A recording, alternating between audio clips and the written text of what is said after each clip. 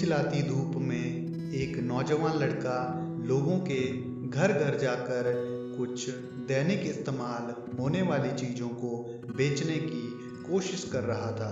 वह लड़का सुबह से करीब सैकड़ों घरों में जा चुका था, पर ज़्यादातर लोग उसके द्वारा बेचे जा रहे सामान पर ज़्यादा दिलचस्पी नहीं दिखा रहे थे, जिसके कारण उसे ज़्यादातर घरों से निराश होकर लौटना पड़ रहा था।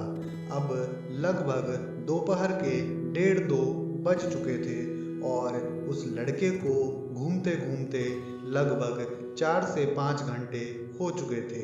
अब उसे थकान और भूख दोनों महसूस होने लगी, लेकिन आसपास कोई दुकान नहीं दिखाई दे रही थी और वो दुकान ढूंढने के लिए कहीं दूर भी नहीं जा सकता था, क्योंकि उस काम में ज़्यादा समय चला जाएगा और फिर सामान बेचने में देरी हो जाएगी। वैसे भी आज कुछ खास सामान नहीं बिक पाया था। यही सब बातें सोचकर उस लड़के ने सोचा, अभी ऐसे ही काम कर लेता हूँ, बाद में काम खत्म हो जाने पर कुछ खा लूँगा। उसके बाद वो एक घर में चला गया। दरवाज़ा खटखटाने के कुछ देर बाद एक वृद्ध महिला बाहर आई। उनके बाहर आते ही उस लड़के ने अपने और अपने सामान के बारे में बताना शुरू किया, लेकिन अब थकान और भूख के कारण उसका चेहरा मुरझा सा गया था। उसे ऐसे देखकर बूढ़ी अम्मा ने उसे एक गिलास पानी लाकर दिया और उसे कुछ खाने के लिए पूछा। अब भूख इतनी तेज लगी थी कि वह लड़का मना भी नहीं कर पाया। फिर बूढ़ी अम्मा ने उसे भरपेट खाना खिलाया। खाना खाने के बाद उस लड़के ने वृद्ध महिला को खाने के बदले पैसे देने चाहे, लेकिन उन्होंने यह कहते हुए मना कर दिया कि तुम भी तो मेरे बेटे जैसे हो, क्या कोई माँ अपने बेटे को खाना खिलाने के बदले पैसे लेती है क्या?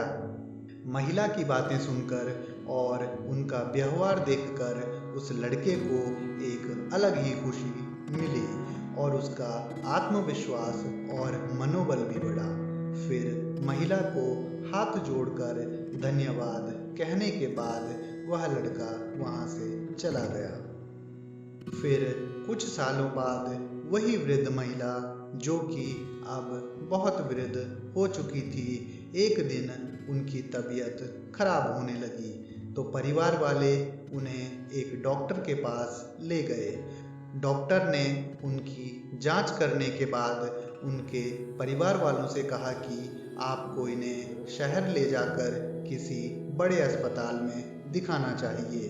फिर उनके परिवार वाले उन्हें शहर के एक बड़े अस्पताल में ले गए। वहाँ पर कुछ दिन इलाज होने के बाद वृद्ध महिला की सेहत में बहुत अच्छा सुधार हुआ और वह पूरी तरह से स्वस्थ हो गई। फिर एक दिन सुबह के समय जब उन्हें अस्पताल से छुट्टी मिल रही थी तो एक व्यक्ति उनके पास एक कागज लेकर आया और उन्हें देते हुए बोला, माता जी, ये आपका बिल है। अब वृद्ध महिला को तो पढ़ना नहीं आता था, तो उन्होंने उस व्यक्ति से ही पूछा, बेटा देखना ज़रा कितना है। उस व्यक्ति ने एक नज़र बिल पर मारते हुए कहा, माता जी, ये तो ठीक ठाक है। यह सुनकर वृद्ध महिला को घबराहट होने लगी कि मेरे बेटों की तनख्वाह भी इतनी ज़्यादा नहीं है कि वो इतना बिल दे पाएँ। वे तो जो कमाते हैं उसमें घर का खर्चा निकालना ही मुश्किल हो जाता है, तो फिर ये बिल हम लोग कैसे भर पाएंगे? और भी बहुत से ख्याल वृद्ध महिला के मन में घूमने लगते हैं। तभी उनका बेटा वहाँ पर आ जाता है। बेटे को देखकर महिला ने तुरंत वह कागज बेटे को देते हुए बोला, बेटा इसमें देखो जरा कितना खर्चा हुआ है। बेटे ने बिल को देखा तो उसके चेहरे पर एक हल्की सी मुस्कान थी। मानो उसे आज बहुत बड़ी खुशी मिली हो। वह तुरंत वृद्ध महिला से बोला, माँ, ये बिल तो किसी ने भर दिया है।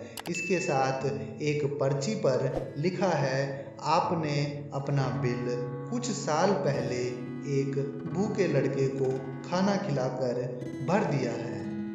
तभी वह लड़का वहां पर पहुंच जाता है जिसे वृद्ध महिला ने खाना खिलाया था। खूब पढ़ाई और मेहनत करने के बाद आज वह लड़का उस अस्पताल में एक डॉक्टर था। उसे देखकर वृद्ध महिला की आंखें भर आती हैं और वह उसे हमेशा खुश रहने का आशीर्वाद देती हैं।